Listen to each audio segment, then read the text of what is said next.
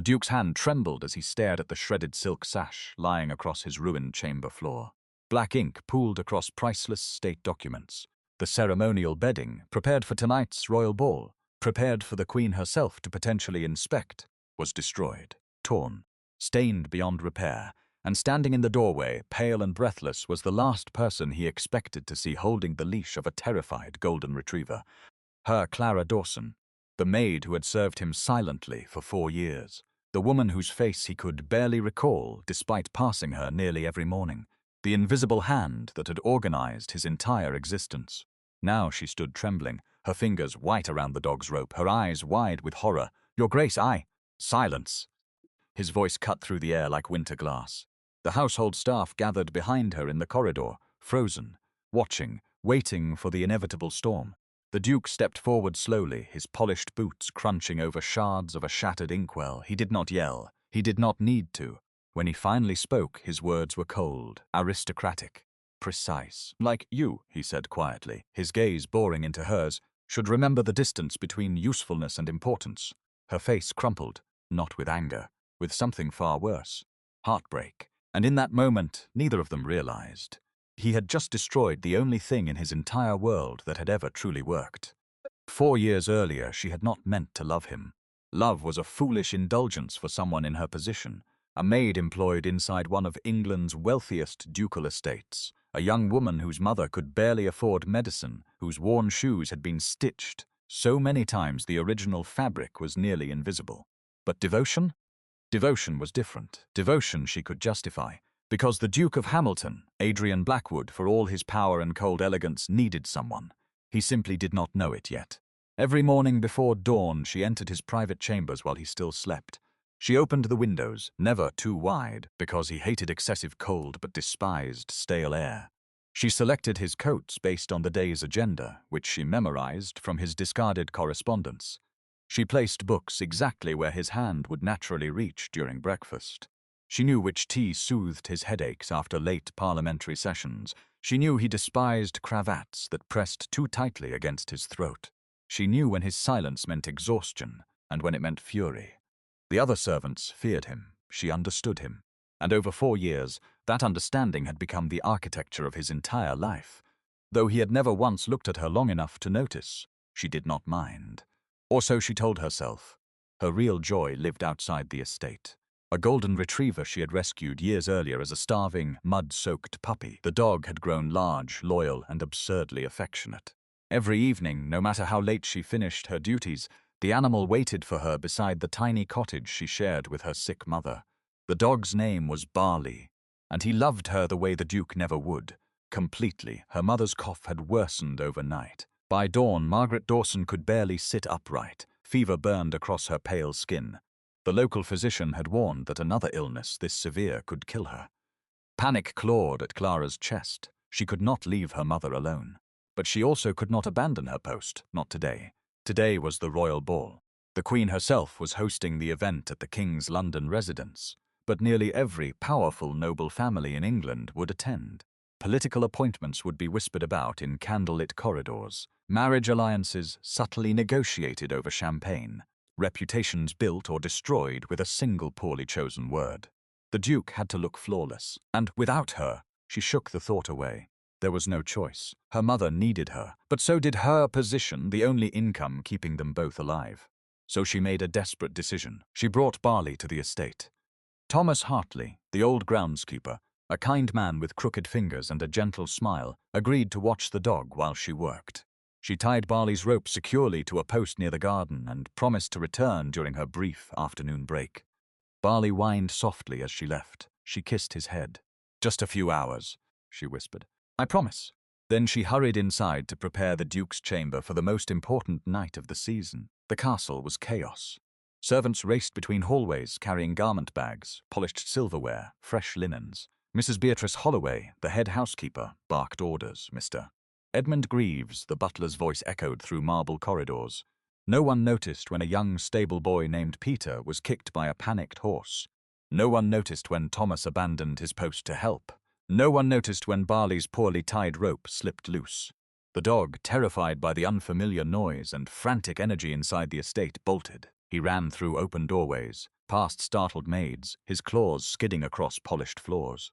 And then, driven by pure instinct to find her scent, Barley shoved open the door to the Duke's private chamber. The room had been perfect. She had spent 2 hours that morning ensuring it. The ceremonial sash, deep midnight blue embroidered with the Hamilton family crest in golden thread, lay draped across the bed. State documents requiring the Duke's signature before tonight's event were stacked neatly on his desk. Fresh ink sat beside them in a crystal well. Barley leapt onto the bed, panicked and panting. The silk tore beneath his claws. He twisted, knocking into the desk. The inkwell shattered. Black liquid exploded across priceless parchment, across white silk sheets, across the sash itself. By the time Clara heard the commotion and ran into the room, it was already too late. Barley stood trembling in the center of destruction, his golden fur stained with ink, his eyes wide and confused. And behind her, the Duke's voice cut through the air like a blade. "What is this?" She could not breathe. The Duke stood in the doorway, his face a mask of cold, aristocratic rage. Behind him, the entire household staff had gathered, maids, footmen, Mrs. Holloway, Mr. Greaves, all of them staring. "Your Grace!" she stammered, her hands shaking as she grabbed Barley's rope. I can explain. You brought an animal into my private chambers." His voice was quiet, deadly. "The royal ball is tonight. The Queen herself may ask to view my preparation. My reputation, my family's reputation, depends on perfection, and you brought poverty and disorder into this house." Her throat closed. "I'm so sorry," she whispered. "My mother was ill. I had no one to. I do not care." The word struck her like a physical blow. The Duke stepped closer, his eyes scanning the destruction with visible disgust. "Do you understand what you have done?" he asked softly. "That sash was made by the royal embroiderer. Those documents contained sensitive state matters. This chamber was prepared for the most important night of the season." "I'll fix it," she said desperately. "I'll clean everything. You are dismissed." Silence. Her heart stopped. "Your Grace, please." "You were employed to maintain order," he said coldly, his gaze finally meeting hers. "Not to bring your miserable circumstances into a house that demands excellence. Women like you should remember the difference between usefulness and importance." The room blurred. She heard gasps from the other servants, saw pity in some of their faces, disgust in others. But worst of all, she saw nothing in his, no recognition, no remorse, just cold, entitled indifference. He turned away. "Remove the animal, clean this disaster, and collect your final wages from the housekeeper before sunset." Then he walked out, leaving her standing alone in the ruins of the only life she had known. She did not cry in front of them. She waited until the house fell silent. Then, alone in the destroyed chamber, she scrubbed ink from silk that would never recover. She folded his coats one last time with hands that would not stop shaking. She straightened his desk, aligned his books, placed his favorite tea precisely where he expected it. Even now, even after everything, she could not stop caring for him. And that realization broke something inside her. She returned her key to Mrs. Holloway without a word, collected her wages, walked out into the cold night with Barley limping beside her, his paws still stained black. Her mother was asleep when she arrived home. Clara sat beside the fire, stroking Barley's fur, and finally let herself cry, not because she had been dismissed, but because for 4 years she had loved a man who had never once seen her as human. There are wounds that don't heal with apologies alone. There are loves that grow not from passion, but from the quiet, aching realization that someone saw you when the rest of the world looked away. If stories like this linger with you long after the final word, if you find yourself drawn to romances built on transformation, regret, and the kind of devotion that doesn't announce itself but shapes everything, then stay close to Power and Silence Whispers. Subscribe before the next chapter finds you. Turn on notifications so you never miss what comes next. And tell me this, could you forgive someone who broke your heart? If they spent the rest of their life proving they finally understood its value, welcome to the family. The Duke barely noticed her absence at first. A new maid was assigned to his chambers immediately, a young woman named Lily Barrett, eager to please, terrified of making mistakes. She opened his windows too wide, selected the wrong coat for a morning meeting, placed his tea on the left side of his desk instead of the right. Small things, insignificant things, and yet, by the 3rd day, his jaw was tight with irritation. By the 5th, his headaches had returned. By the 7th, he snapped at the trembling maid so viciously she fled the room in tears. "Your Grace," Mr. Greaves said carefully that evening, "perhaps we should seek a more experienced replacement." The Duke waved him off. She'll learn. But she did not. His life was unraveling in ways too small to justify, too constant to ignore. Important letters vanished beneath piles of disorganized correspondence. His schedule overlapped. Twice he arrived late to parliamentary sessions because no one had reminded him. His clothing selections became a source of quiet mockery among his peers. One morning he appeared at a formal breakfast wearing a waistcoat that clashed horrifically with his cravat. Lord Nicholas Pemberton, a younger lord, smirked. "Rough morning, Hamilton." The Duke's face burned. He said nothing. But that night, alone in his chambers, he stood before the mirror and realized, with creeping unease, he had no idea how to dress himself properly. For years, someone else had done it. Someone whose name he had never bothered to learn. The royal ball was 2 days away. The Duke's anxiety spiked. Everything had to be perfect. His reputation, his appearance, his composure. But nothing felt right. Lily attempted to trim his hair before the event. Her hands shook so badly she nicked his skin. Blood trickled down his neck. The Duke stared at the mirror, his reflection pale and furious and somehow diminished. "Get out," he said quietly. She fled. He sat alone, pressing a cloth to the shallow cut, and for the first time in weeks, he thought of her. Clara, the quiet maid, the one who had trimmed his hair dozens of times without a single mistake, the one who had known exactly how he liked his tea, his coats, his silence, the one he had destroyed. His chest tightened. He told himself it was only frustration. But deep down, in a place he refused to acknowledge, he knew it was something far more dangerous. Regret. Mr. Greaves found him that night, staring at the servant employment logs. "Your Grace," the Duke closed the ledger sharply. "The maid I dismissed 3 weeks ago. Where did she go?" The butler hesitated. "I believe she still resides in the southern district, Your Grace. Near the old mill. Alone? With her mother, I'm told. The woman is gravely ill." Something cold twisted in the Duke's chest. "Prepare the carriage." The butler blinked. "Your Grace, it's nearly midnight." Now, the southern district was not a place men like the Duke of Hamilton visited. Narrow streets, crooked rooftops, the smell of smoke and damp wool. The carriage stopped outside a sagging cottage with a patched roof and cracked windows. The Duke stepped out, knocked. Silence. Then, the door opened, and there she stood, Clara, her hair loose, her dress plain and worn, her eyes widening in shock. "Your Grace," he had prepared a speech, something cold, transactional, a simple offer of re-employment, but the words died in his throat.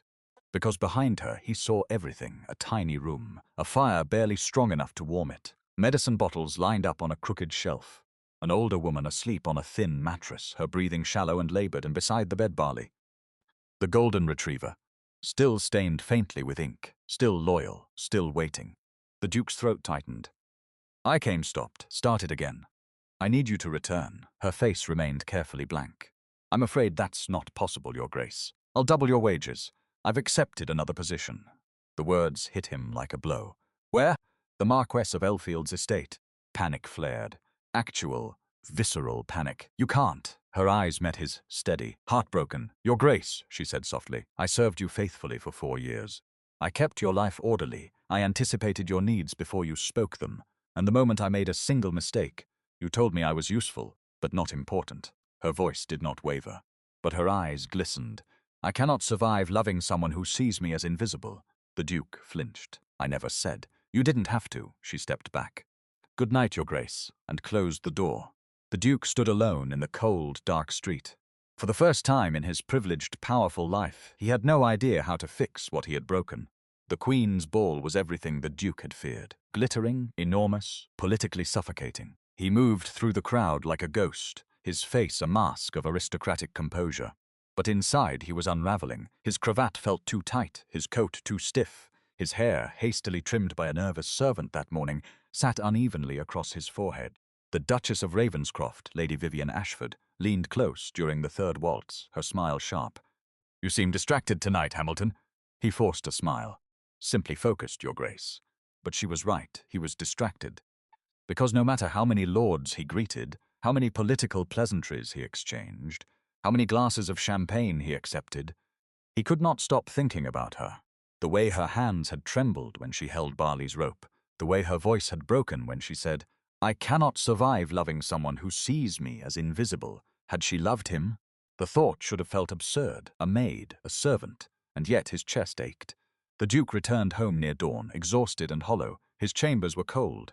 Lily had left his desk disorganized, his tea untouched. His windows closed too tightly. He sank into the chair and stared at the mess, and suddenly he remembered.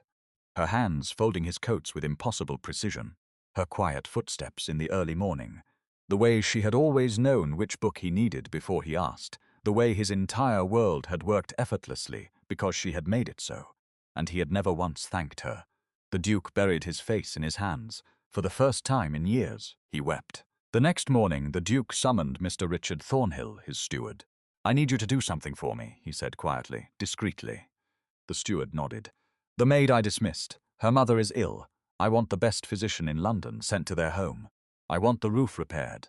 I want medicine, food, firewood, whatever they need." "Of course, Your Grace. Shall I inform her of your generosity?" "No," the steward blinked.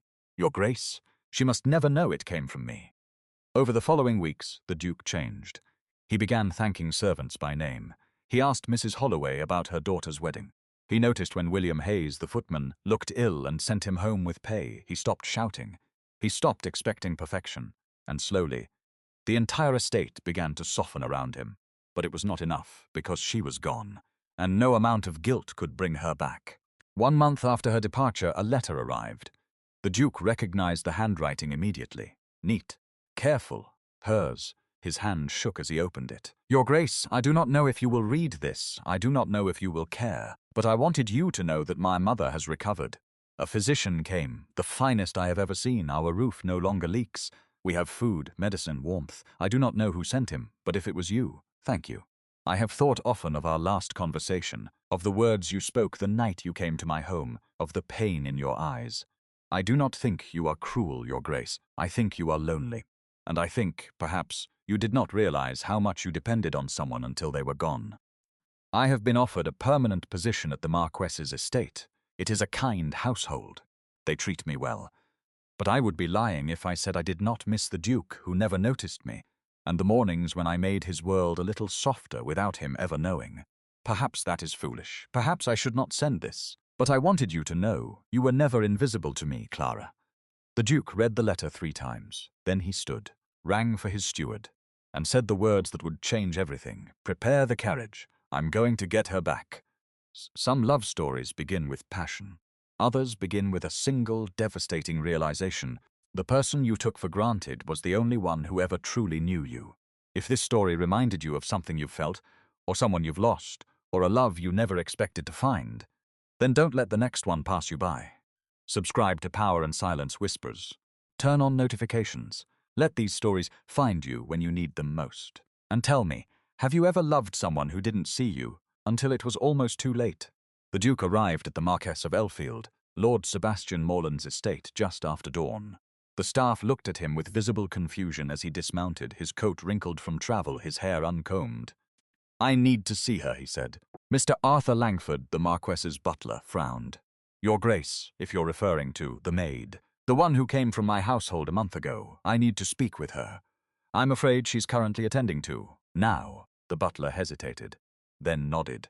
She appeared in the corridor moments later, her face pale with shock. "Your Grace?" The Duke's chest tightened. She looked different, healthier, rested. Her dress was newer, her hair pinned neatly. She looked cared for, and the jealousy that struck him was so sharp it nearly stole his breath. "I need to speak with you," he said. "Your Grace, I'm working, please." The word came out raw, desperate. She stared at him, then nodded slowly. They stood in a small empty sitting room. The Duke paced. She waited. Finally, he stopped, turned to face her. "I was wrong." Her eyes widened. "Your Grace, I was cruel. I was blind. I built my entire life on your devotion and never once acknowledged it. I humiliated you. I dismissed you. I treated you as if you were nothing." His voice cracked. "And you were everything." Silence. Her hands trembled. "I don't understand," she whispered. "I need you to come back. You already offered me that. Not as a maid." She froze. The Duke stepped closer. "I don't want someone to organize my desk or select my coats. I want the woman who understood me when no one else did.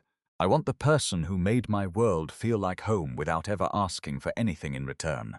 His voice dropped. "I want you." Her breath hitched. "Your Grace, I'm a servant. I don't care. Society will destroy you. Let them. Your family means nothing without you." Tears spilled down her cheeks. "You hurt me," she whispered. "I know you made me feel worthless. I know. I loved you for 4 years and you never saw me. The Duke's throat closed. I see you now. She shook her head, sobbing. It's not enough. Then tell me what is. I don't know, her voice broke. I don't know if I can trust you. I don't know if you truly want me, or if you just want your life to feel easy again. I don't know if. He kissed her, soft, desperate, trembling, and for a moment she kissed him back. Then she pulled away, her face wet with tears. I need time, she whispered. The Duke nodded. Then I'll wait. He courted her the way he should have from the beginning, not with jewels, not with grand gestures, but with presence. He visited Margaret every week, sitting quietly beside the fire and listening to stories about her late husband. He brought Barley fresh bones and walked him through the estate gardens. He wrote her letters, not demands, but reflections, apologies, confessions. He learned her favorite flower, her favorite book, the way she hummed softly when she thought no one was listening. And slowly, she began to soften. It happened one afternoon in her small cottage. She was mending a torn blanket by the fire. He sat across from her, watching. You don't have to do that yourself anymore, he said quietly. I can send. I like mending things. She glanced up, smiled faintly. It reminds me that broken things can still be useful. The Duke's chest ached. You were never broken. Neither were you, Your Grace. Adrian. She blinked. What? My name. It's Adrian. Her lips parted. I can't call you that. Why not? Because you're a duke and I'm the woman I love. Silence. Her hands stilled. You don't mean that. I do. You barely know me. I've known you for 4 years. You never looked at me. I'm looking now. Her eyes filled with tears. Why now? She whispered. Why not before? Because I was a fool. He reached across the small space between them, took her hand. And I will spend the rest of my life proving I'm not anymore. She stared at their joined hands. Then, slowly, she laced her fingers through his. When the Duke announced his intention to marry a former maid, London society erupted. Whispers became headlines. Headlines became public scandal. His family threatened disinheritance. His peers mocked him openly. Countess Beatrice Harrington confronted him at a parliamentary session, her voice dripping with disdain. You're destroying your legacy for a servant girl, Hamilton. Have you lost your mind? The Duke met her gaze calmly. No, Your Grace, I finally found it. He did not propose in a ballroom. He did not propose surrounded by aristocrats. He proposed in the small cottage where she had lived her entire life, kneeling on the worn wooden floor, Barley asleep by the fire, Margaret watching with tears in her eyes. I don't have a ring yet, he said quietly. I wanted to ask you first. She stared at him. Ask me what? If you would let me spend the rest of my life making sure you never feel invisible again. Her hands covered her mouth. Adrian, I know I don't deserve you. I know I hurt you. I know society will make this hard, but I swear to you, his voice broke, I swear I will spend every single day proving that you are not useful. You are not convenient. You are not replaceable. He took her hand. You are everything. She sank to her knees in front of him, tears streaming down her face. Yes, she whispered. Yes, yes. He kissed her. And for the first time in months, the world felt right. They married quietly. No grand ceremony, no political guests, just Margaret, a handful of loyal servants. Barley, wearing a ridiculous ribbon around his neck. And the Duke, no, Adrian, standing beside the woman who had saved him without ever asking to be saved. When Reverend Samuel Hartwell, the officiant, pronounced them husband and wife, he pulled her close and whispered, Thank you, she smiled through tears. For what? For seeing me when I couldn't see you. 6 months later, the estate had changed. The staff no longer feared the Duke. They respected him, trusted him, laughed with him. And the Duchess, the former maid who now walked the halls she had once scrubbed, became beloved, not because of her title, but because she remembered what it felt like to be invisible, and she made sure no one else ever was.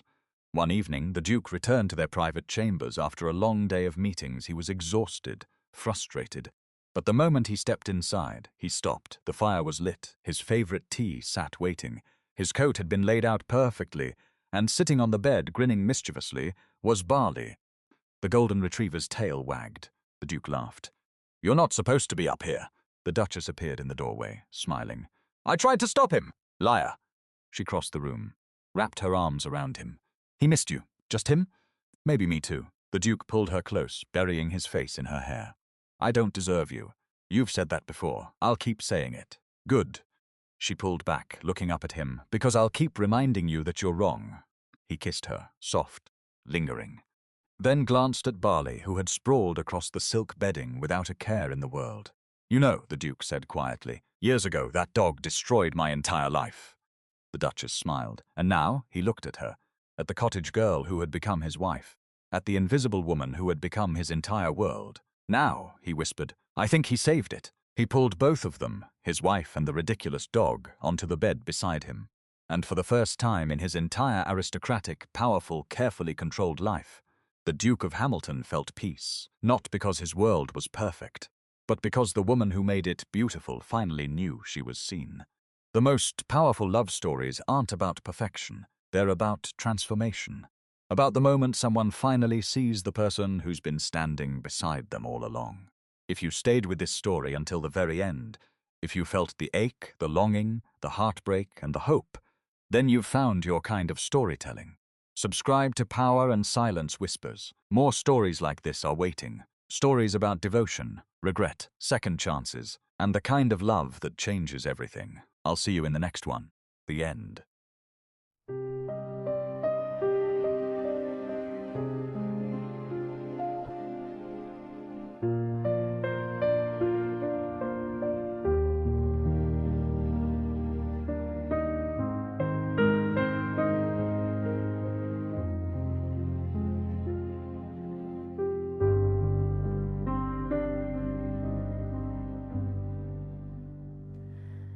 I walked halls you never saw me walk,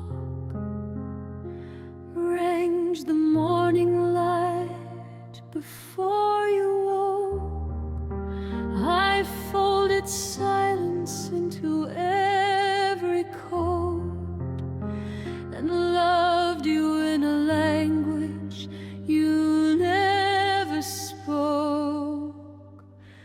You wore the perfection I stitched by hand, while I disappeared like dust across the floor.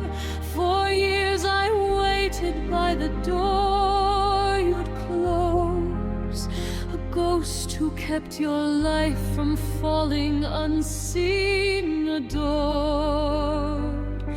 But love grown quiet is still love, even when the one you serve will never turn.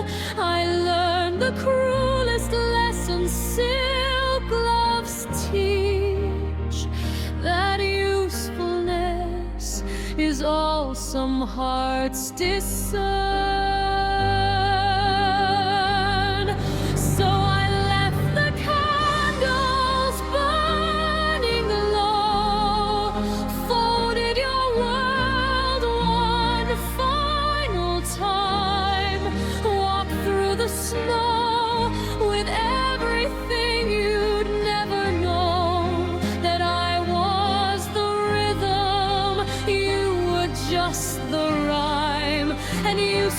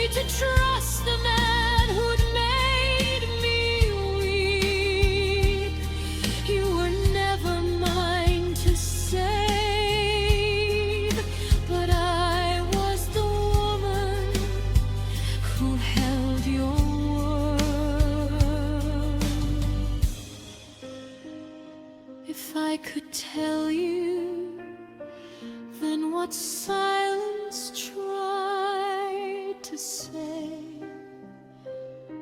I would have whispered, I see you in the dark, even when you look away. But love does not announce itself in grand parade and welds your shirts. It knows your tea.